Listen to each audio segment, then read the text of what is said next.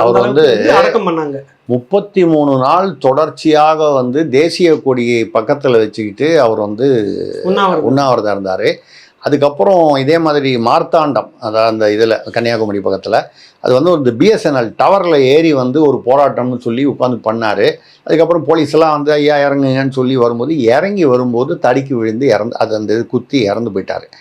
உண்மையிலேயே வந்து மதுவிலக்குக்காக பாடுபட்ட ஒரு பெரிய போராளி.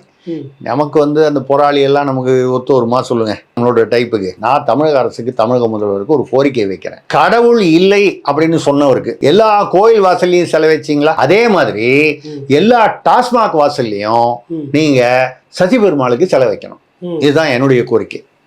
அதுதானே மரியாதை? அதான் மரியாதை. என்னங்க, ராமசாமி நாயகருக்கு ஒரு சட்டம், சசி பெருமாளுக்கு ஒரு சட்டமா? நம்பிக்கையை அடிச்சு உடைச்சாரு. அதுக்காக கடவுள் பேர்ல நடக்கிற மூட நம்பிக்கையை ஒழிச்சதுக்காக அவருக்கு செலவு வச்சிருக்கு.